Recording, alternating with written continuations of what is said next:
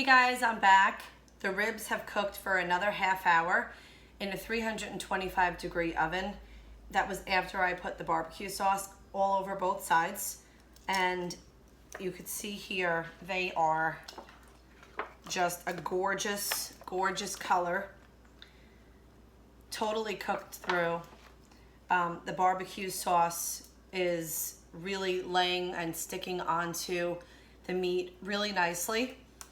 And at this point, if you're going to serve them immediately, you just want to put them out onto a large cutting board and just cut, in between each rib bone, and then stack them up on a platter and serve with a side of homemade coleslaw, and you have a beautiful meal for really any night of the week, any weekend affair, whether it's inside or out on the patio, or your deck over the summer.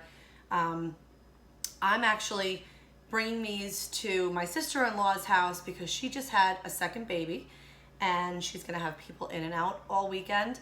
So I figured I would make a few racks of ribs and a tub of homemade coleslaw and bring it over to her house. That way it's one less meal over the weekend that she has to worry about. So I'm gonna not cut these. I'm gonna bring them to her as is. That way she can just pop these right in her oven, warm them through. There's still a little bit of juice on the bottom, as you can see here, that mixed with the barbecue sauce. So that'll help keep everything moist when she goes to reheat it. She'll just keep oil on top and it'll just heat through and be perfect.